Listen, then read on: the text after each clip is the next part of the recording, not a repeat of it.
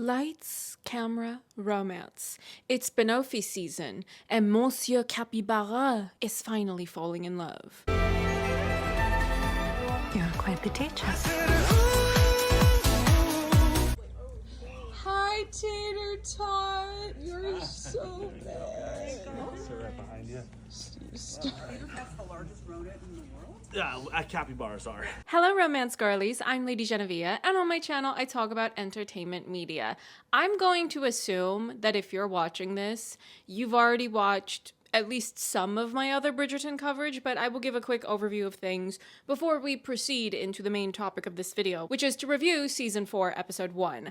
I had decided that it would be easier to give each episode its own video so that we could go through more of the details, often sequentially, but as always, it depends on the material. We will talk about the material in part 1, we will talk about the adaptation process of what's similar or altered from the source material, and where relevant, make a couple of speculations about how this might lead into part 2 of this season, as well as seasons 5 and 6, which at the time of recording this video are the only seasons that have been officially renewed thus far. I began reviewing Bridgerton with season 2, as that's when I first began watching in real time. I watched season 1 immediately before I watched my season 2 press screeners. I have now, at the time of recording this video, read through the books A through F of the main Bridgerton family source material books. I haven't reread Francesca's book since about a year and a half ago when I gave my initial thoughts on the book, but I will definitely do a reread before her season to refresh myself on those details. Eloise's book I have only just recently read for the first time at the beginning of this year, 2026. I also published a video on that somewhat recently.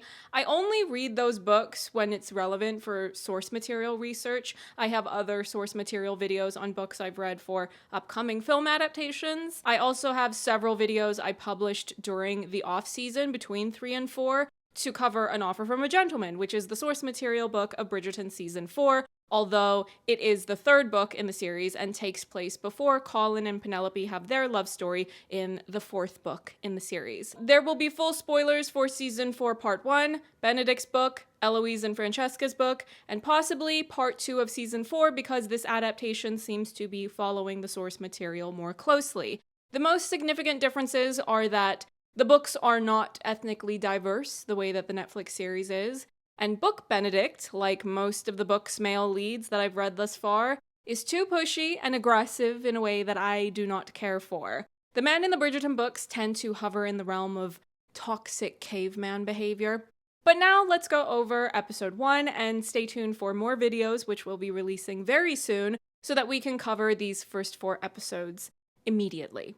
I'm not going to have an official review of the entirety of season 4 until I have watched all of the episodes and am free to talk about all of those episodes, at which point I will probably do some sort of quick wrap-up video to summarize my points about season 4 and how it works as a complete story, and that will be the film and television critic review that I can log and point towards as the summary of how this season ranks as its own love story. Now let's get into the details of episode 1, which is titled The Waltz. It's poetry! The episode opens with Violet Bridgerton leading the preparations for a homecoming. Eloise will be returning home with Francesca and John Starling, as we saw at the end of season 3 that Eloise was going to go away with them to spend some time in Scotland at Kilmartin Castle where he lives. Mrs. Wilson is the head of the household staff, and Violet asks her to get another batch of some sort of baked treat. And Mrs. Wilson correctly anticipated that Violet would want a batch that would be warm and thus more appetizing for them to eat upon arriving home. This is a small moment, but it's a perfect launching pad to give us a new level of insight into the working class, aka the people that most of us would be if we existed in this story's universe. Let's be very real over here. Most of you would not be enjoying the love stories that we're watching.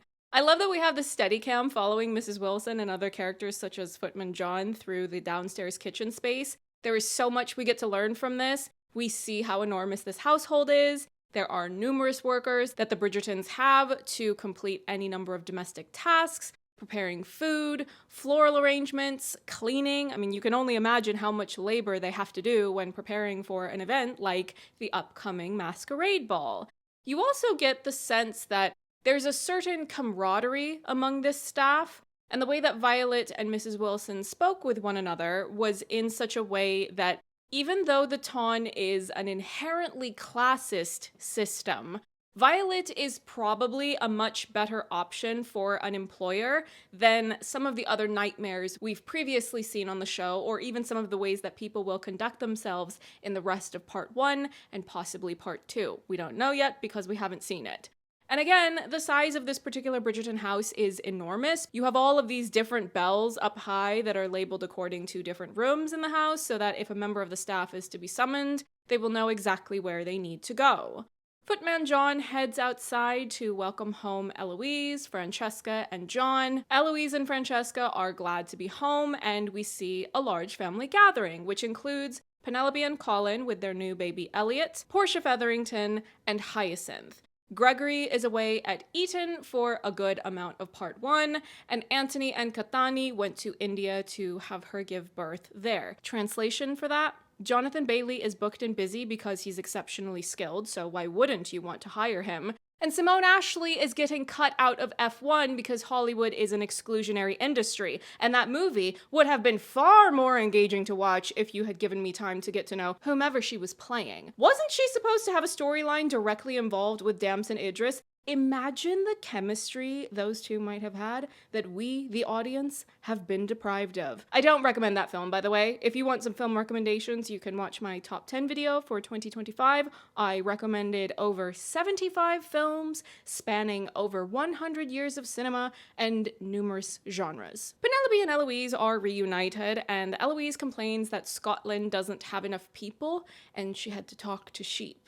Our friendship is built on our mutual distrust of England. What is it with the English, especially the posh ones, and their incessant need to bumpkinify the neighbors they occupy? As if those places haven't suffered population and wildlife loss specifically because of you, the English. You rid the Irish of their wolves. But when we found out that, like, the English had rid us of wolves, you're like, we want them back. We want them back in the mix. All of them. But all historically accurate and justified jokes aside, this detail is an important one, even if it's delivered in a way that raises my hackles, because, not to jump too far ahead, but further on at the Masquerade ball, when Penelope takes note of Eloise being more friendly and social with various debutantes in attendance, maybe she's happy to have people around again so that she has more options for socializing available to her after an extended period of a more quiet time in Scotland. If you gave me the option now to run off to Scotland and live in a castle and hang out with some sheep, I would do so happily, with zero complaints. Everybody. While Hyacinth is fawning over how cute baby Elliot is, Mrs. Wilson says to the other staff present, "They're sweet as long as you are not the one who has to look after them and mind their cries." And immediately I knew that we were in for something good, because they were giving actual space to the working class in the way that they've not done before, to the people who actually work for a living. And we get to hear it said explicitly out loud in the show. The loud call-outs that blare in my mind every time I turn this show on if they sit for too long in a space that isn't flush with romanticism. What with all the invasion, colonization, starvation, and population decimation, and whatnot. When Footman John makes a comment about how it's getting rather girlish around here with Gregory off at Eton, and he's told, "as if you mind." Excuse me? What are we insinuating there? Is Footman John interested in a woman in the Bridgerton household? Is he just generally a flirt or a romantic when it comes to women? Tell me more, because either way I'm intrigued. Why did you put that line into the scene? Nymphoid mania. Mrs. Wilson makes note of how she doesn't expect Eloise to bring any men around, but Hyacinth seems determined to make her debut any day now. We will mention Hyacinth a bit more in this video once we get to that part of the story, but just as a general introduction, the material we see of Hyacinth compared to what we see of Gregory, what little we see of him anyway in part 1, definitely gives off more of an impression of her being farther along than he is towards potentially eventually getting her own season. Now, as I've already said, those two are the books I haven't read yet, but let me know if you would like for me to read Hyacinth's book sooner rather than later, and maybe we can bump the timeline up on that. But the only thing I know about those two books is that sequentially in the book canon, Hyacinth's story is before Gregory. Gregory is the last book of this A through H batch of love stories. Violet is looking around because guess who is notably absent from this family gathering? Monsieur Capybara himself, Benedict Bridgerton. Where is he right now? Footman John clearly knows. It's all over his face. So Violet has him fetch her carriage and she makes her journey towards Benedict's own place of residence in the city. Footman John is offering to fetch Benedict on behalf of Violet. The place is a total mess with overturned chairs and whatnot, but Violet is absolutely fed up of Benedict's absences and the many times that Footman John has already had to retrieve Benedict on her behalf. So she's ready to hopefully scare or perhaps embarrass him into conducting himself more appropriately. Should I block it? Yeah.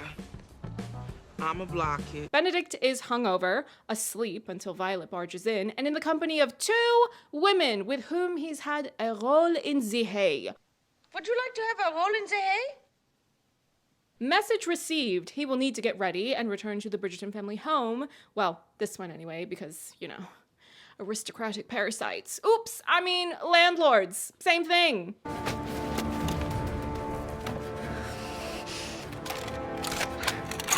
Roll opening credits, and now Benedict is home and handling various affairs that Antony would be doing were he not off in India with his beautiful wife and newborn baby. I'm gonna be a mother. I'm gonna be a mommy. And we get one of the signature Benedict faces. I love when he gets animated. It really makes his character pop in a way that he does not in the book. Do you do this every night? Oh, did you come to admonish me? I'm nobody's +1. I'm VIP, bitches. Now it's time for Violet to read Benedict for the way that he's been conducting himself, and I have no issues with anything she said, because if it was just a matter of her disapproving of his promiscuity, perhaps we could simply write that off as, well, he's a grown man and free to make his own decisions. But for her to call him out for missing family events or turning up late, well, that's being inconsiderate. Moreover, the Bridgerton family is very close, except when the actors are busy with other jobs and then we don't see those characters. But for all of the family dynamics we've observed over the previous seasons and now in this one, we know that they're close. So it's going to hurt in a whole other way if there's an expectation of love, support, and being truly present for one another. But now all of a sudden, he wants to go run off and be a drunken hedonist? How droll. Why do you always do that? Why do you always talk about girls in such graphic terms? But the call out I love the most that she mentions is not just her asking what happens if one of those mistresses gets pregnant, as that's directly relevant to the love story that will play out for Benedict with Sophie, but the part where she calls him a rake and says, "You will make yourself unwell if you carry on as you have." Ooh, drag him, Violet. He might be my favorite Bridgerton on this show. But the antibiotics and other medical treatments are not at the standard of today if he were to catch some sort of disease from all of his promiscuity, so she's absolutely valid to call him out. And also, I am not interested in watching him hook up with other people. We've had 3 seasons of it already. This is his season. Bring me Sophie Baek. Turn on the romance. You cut it off from me? Another insightful detail from this conversation, though, is that Benedict mentions, "I am merely a second son." This ties into certain sentiments that are mentioned in the book, as well as some of what we see a couple of scenes from now, where once he's at the ball and people are regarding him as number 2 of the Bridgerton family, as opposed to his own person with specific personality traits, hopes, dreams, and interests.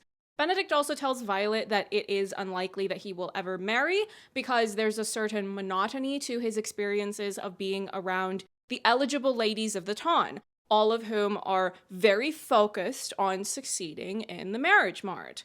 Benedict says to her, "They display no true animation, no zest for life, no personality."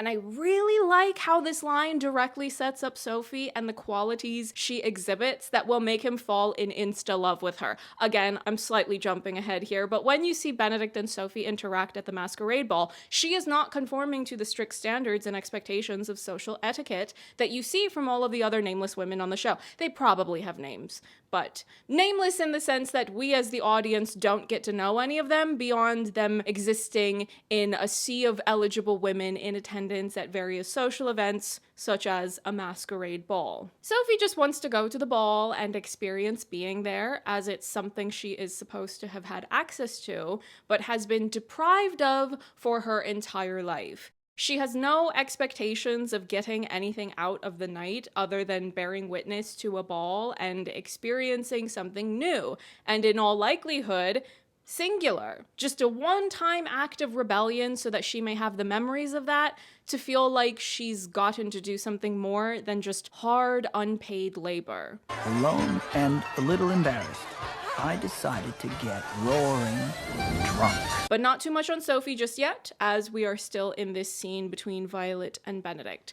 Violet is adamant that Benedict needs to join society and properly participate in things, so that he may be able to find the right lady to settle down with. It's interesting because we see how she has recommitted herself to working hard on getting Benedict and Eloise married off to whomever the right people are for them to marry. Violet, in the books that I've read thus far, is very often presented in this way. She is a loving mother to all of her children, but it's consistently an utmost priority to get them married, if it's at a point in the book's larger timeline at which those children are old enough to get married. She is not trying to marry off Gregory or Hyacinth if it is an earlier book when they are not of age to do so. She's a child! Violet on the show stresses to Benedict that if he's going to be who he is, then he should do exactly that.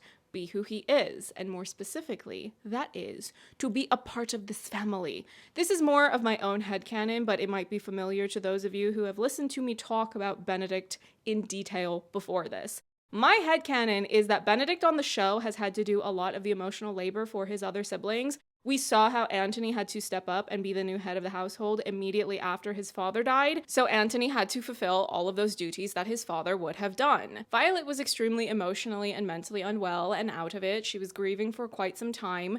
Based on how we've seen Benedict interact with his siblings in other seasons, he struck me as the type who would have been the fun older brother, but also the one who would have to handle the emotional labor, because Antony certainly wasn't up to the task, and Violet was unwell until whenever it was that she became well enough to be more like the Violet that we see on the show. If I expand the outcome of that headcanon, now that more of his siblings are married, and now that Violet is more than capable of handling the younger Bridgertons, to me it makes sense that now would be when he would lapse into partying more than is healthy for him to do. Violet ends the conversation by telling Benedict to be on time. And guess what happens in a couple of scenes from now? Benedict arrives at the masquerade 2 hours late. Does this thing go any faster? We're kind of in a hurry, and I could really open it up if you wanted me to drive. I could drive, right? But now we jump to the palace where Queen Charlotte is waiting for Penelope to arrive.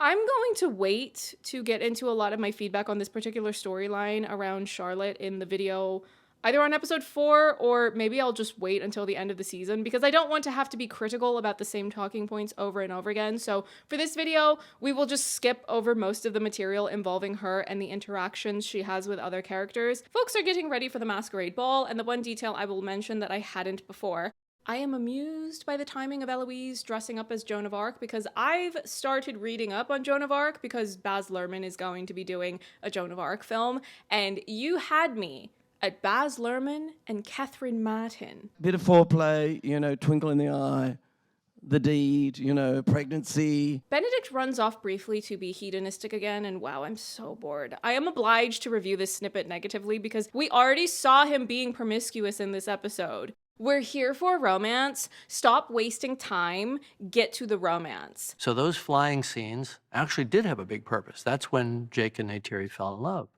And I got into a big fight with the studio over that. The Bridgerton household staff are extra busy with the preparations for the Masquerade Ball, and Mrs. Wilson has to remind John the footman about the fact that the dance cards are still in fact necessary for this event, regardless of the supposedly anonymous concept. You can say that you want to dance with the mermaid even if you don't know the mermaid's name. It's a way of teaching an uninitiated audience more about this world and this event. Those of us that have read the book or followed the show's developments more closely will already know that this is a Cinderella story, but for the casual, general audience, they might not remember about the name cards and what their purpose is. And they also don't know that people are meant to reveal their identities and remove their masks at midnight. Also, Footman John saying, thrilling for them, chaos for us. Yes, exactly, call them out. This is the second best thing about this season because the main course, the pièce de résistance, is Benedict and Sophie's love story. But every time they call out the rich people for living frivolous, privileged lives, I feel so seen. It's like they took the words from my running commentary as I'm watching the show. Death. Death to the enemies of the people of the Republic. We see Sophie among the other characters in a montage of them donning their masks. And one detail I would like to compliment about the way that they've rearranged the story, which I wholeheartedly agree with, is that they do the masquerade first. In the book, they introduce Sophie first as a new character and all of the horrible things she has experienced in her backstory. On the show, they give you a condensed version of that introduction, but they don't start telling it to the audience until episode 2. I love this because it allows us to just be swept up in the magic and romance of this one magical night that they share, and then you can start telling the general audience everything else that's going on with Sophie. As a matter of fact, they don't even show you that she works as a maid until after she leaves the masquerade at midnight. Imagine that. There are people watching this show with no other information going into it about what this is going to be other than presumably them having watched the other seasons so they know that it's a Regency romance. They might not even know why Sophie is so different and mysterious until the reveal. The reveal being that she works as a maid. Get out of the cabin. I mean, I'd kill myself. The help? Alfie brings Sophie to the ball and gives her a pep talk of how to slip inside without standing out as someone who has not come with a chaperone or any family. Once Sophie gets inside, she can just appreciate seeing everything and everyone all dressed up.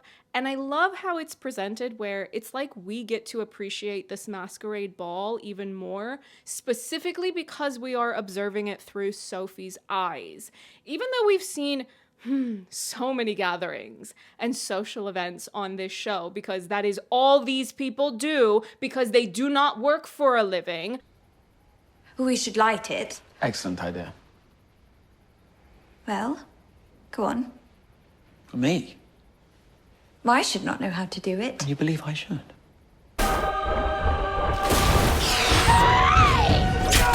But we can feel the magic in the air, specifically because of Sophie. Footman John approaches her to offer a dance card, and every single detail about how this plays out is perfection. It's my favorite movie of all time.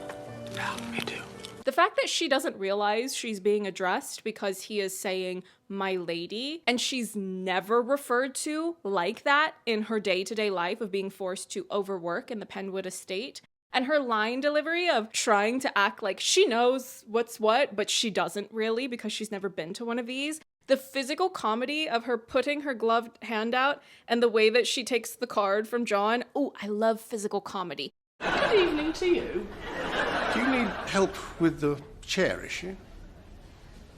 The chair issue? Even if it's something small like those bits, I'm just happy to have the show be funny and take those moments. Rosamund, Araminta, and Posey are also in attendance, and they all look wonderful. I'm just going to say this now because I need to not keep saying it every time she pops up in a scene. Katie Leung's face card is absolutely lethal. Every time they would put the camera on her and she was serving this mean intensity, I would just think, wow, she looks so good. I know she's the villain, but she is truly fierce. Lady Danbury and her brother wearing matching Zeus costumes, I love it. Sibling bickering, you never outgrow that. Lady Danbury got one look at him and said, absolutely not, Marcus. Marcus Anthony Copeland II. Marcus Anthony Copeland II. Quickly brushing over the whole Charlotte Penelope thing at the Masquerade Ball, let's just focus on the pièce de résistance because Benedict Bridgerton has arrived 2 hours late.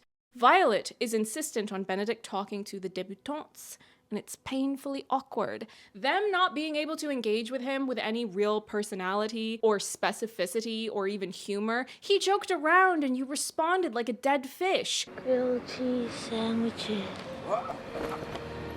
Araminta approaches Violet with her daughters, and there are a few details I would like to highlight. I love the energy and focus that Araminta and Rosamund have about getting to Benedict, because the way that Araminta was so abrupt about bringing him up in conversation, and Rosamund just does one of these, it just works for me so much better than previous attempts to show this type of hyper focus from other characters who are trying to succeed in the marriage mart. Those two were absolutely heinous, cartoonishly evil villains in the book. But in the show, they are, so far, only mean to Sophie. Now that still makes them villains, but as far as the Ton goes, it's an inherently competitive setting. You need to secure the best match possible. And even though they haven't revealed this on the show yet at this point in the episode, if you've read the book, you will know that they do not have a male heir. They're not going to be able to stay at the Penwood estate where they're currently living if the new heir were to come and take it for himself. So you need to secure the bag, but they're not clumsy, they're just abrupt and direct. And there's just so much quiet energy in how they command the space, and they have a lot of presence in how they carry themselves through a scene like this. The thing about their energy is that I feel like if they'd been born 200 years onward, Rosamund would be some type of professional athlete, Araminta would have been her coach, and she would have successfully coached her to victory. And the other detail I really like about this exchange is that Posey's genuine compliment and enthusiasm for the Masquerade was charming to Violet, and that's going to set up what happens later on in the story, if and only if it's anything similar to what is in the book, where Posey finally stands up for what's right. She goes against her mother, who kicks her out in response, and Violet invites Posey to come stay with her, which she does until the book's final extra epilogue, when Sophie matchmakes Posey into having her very own happily ever after. Eloise telling Penelope that she is now on the shelf does feel like a setup to lead into her being season 5, but I'm going to wait until I see the second half of the season to do more of the speculations on how her season 4 material functions in that way. Francesca and John chat about staying in London, and Francesca's been avoiding Michaela, who also lives with them up in Scotland. Again, I feel like I need to see the full season before I gauge what that storyline is doing in regards to foreshadowing. Now let's jump to Benedict reaching the moment.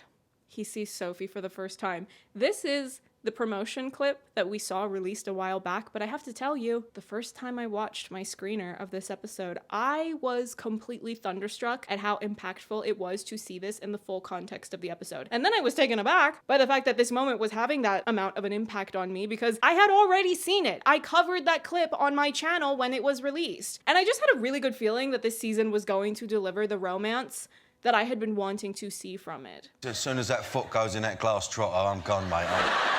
Benedict lying and claiming that Sophie had promised a dance to him as a way to fend off anyone that's interested. That was in the book, although in the book, she was being swarmed by multiple men. Benedict being drawn to Sophie because of how happy she looked to be there, that was also in the book. I get the sense that on the show, part of the reason why she accepts his lie, among other things, is that he was smiling. There was just something really warm and inviting about his smile and the way that he was carrying himself. Actually, I think you're kind of terrific. Get out of here. The way Benedict's face dropped when Sophie said to him that she wasn't looking for a husband, I thought to myself, finally, some comedy. I love when they add more comedy into the mix. I would appreciate more, actually. I get nervous because she opens her mouth and just an encyclopedia of beautifulness comes out, and I just never said, you know, she's trying to kill me. The fact that he just went on this whole long tangent to his mother about not wanting to get married or not needing to get married. And all of 5 seconds later, he meets the woman of his dreams, and of course he would like to get married. Hilarious. The universe saying, oh, didst thou think you'd be a promiscuous mess for the rest of your days? Think again. Guess you better slow that Mustang down. Are guys so simple that you just have to put on a pirate skeezer dress and suddenly they want to talk to you? Oh. The song playing during their first not dance, because Sophie doesn't know how to dance, being DJ Got Us Fallen in Love by Usher. Good choice.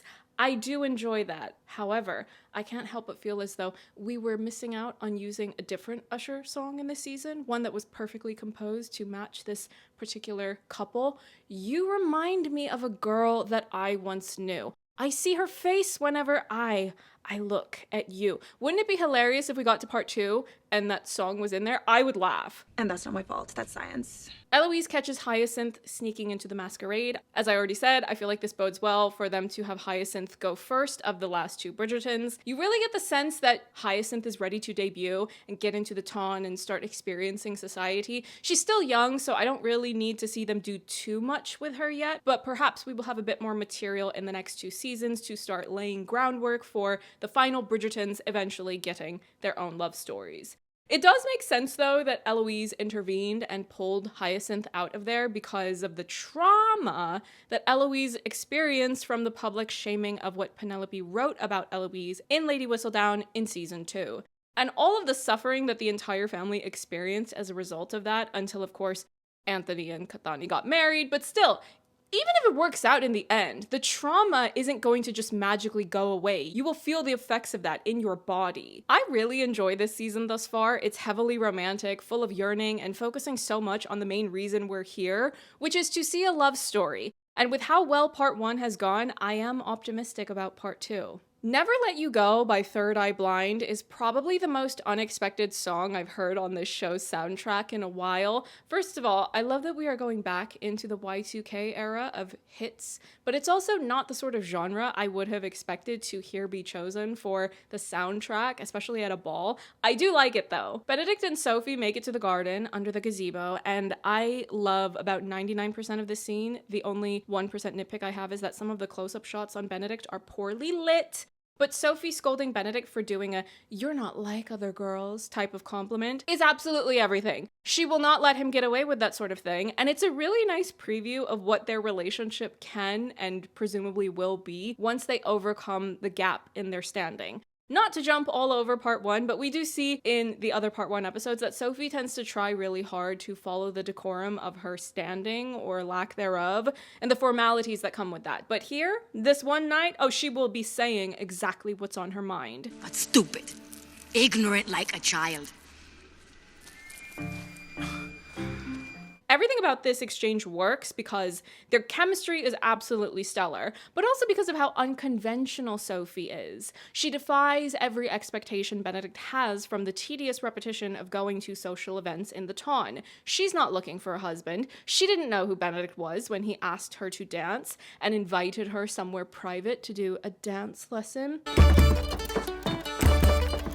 The fact that she can't dance at all. The dance lesson is similar to the book where they're going through the motions slowly and carefully, but she still ends up accidentally stepping on his foot. The added detail the show does of her immediately ducking down to try to wipe his shoe, I loved that. I also feel like Benedict, for all the work we see him do to try to figure out who she is after this night, the fact that he doesn't even consider that she might not be from the high society class is wild to me. She was trying to wipe your shoe. Did you not consider that she might be someone who works for a living? Maybe in a shop that sells clothing or sells shoes, or maybe as a servant. These rich people really lack imagination, don't they? Miles Braun is an idiot. The almost kiss and Benedict saying that they should not. That's something he's saying out of a sense of propriety, but also presumably out of respect and courtesy for her. In the book, he was a lot more forward with making moves on her physically. She was a willing participant though, and she was definitely enjoying herself, but it's one of the first examples of a very different characterization. Book Benedict, like many other male love interests I have read in these books, has this toxic caveman type of pushiness. Some of the viewers in my audience who are more familiar with the genre and different eras of romance books have shared that it's actually something that comes up a lot in 90s romance books, and these books started being published in the early 2000s. An Offer from a Gentleman was published in 2001. The way that Show Benedict just does a few gentle, tender kisses on Sophie, that was giving me some heavy Amélie vibes, which are always welcome because that movie is a masterpiece.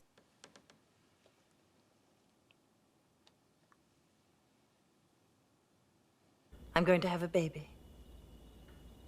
Right now. The glove removal is in the book, and as you will have seen, it's necessary for the plot of him trying to figure out where she is after this night.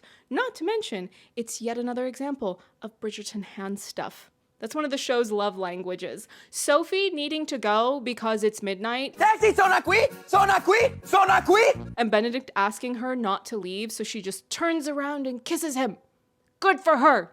Good for Sophie Baek. I will cheer her on like it's a sports thing, and she just won the whole tournament. And it's such a clever rewrite from the source material because it gives her the power in that moment. She is stealing a kiss that he is all too happy to give. There's so much she's unable to say, unable to reveal about herself, her life, her social standing, but what she can reveal is her feelings, her heart, which matches his. She wants him just as much as he clearly wants her. Tell me, Cinderella, what would a man have to do to find himself in your good graces? Who wants to know? Sophie makes it back and her friends / co-workers have covered for her. She has to serve the ladies of the house their tea and snacks. I have to say that when Posey said, "Did he?" in response to Rosamund saying that Benedict was showing her considerable interest, yes, I cackled out loud because the line delivery was perfect. Would you like something in your bodum? I'll pick yours. A plunger in your bodum's always nice. When Violet insists to Eloise that she needs to find a match and Violet is going to make her and Benedict her top priority this season since Colin and Francesca are married now, the eye twitching that Claudia did.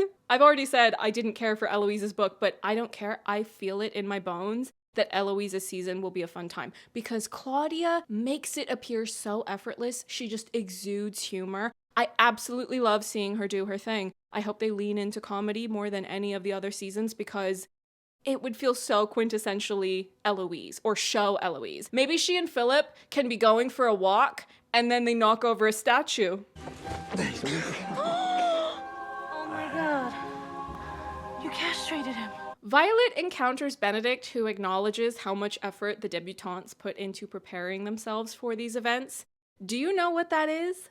The impact of Sophie Baek. That's from one extended conversation he had with Sophie. What will an entire love story with her do to Benedict? Well, a whole lot, surely. Please mansplain sexism to me. Oh my God, I am a woman. I can't mansplain anything. I'm a feminist, and I think a woman can do anything a man can do. The fact that Sophie has the glove still under her bed, what happens when she leaves? Does she bring it with her?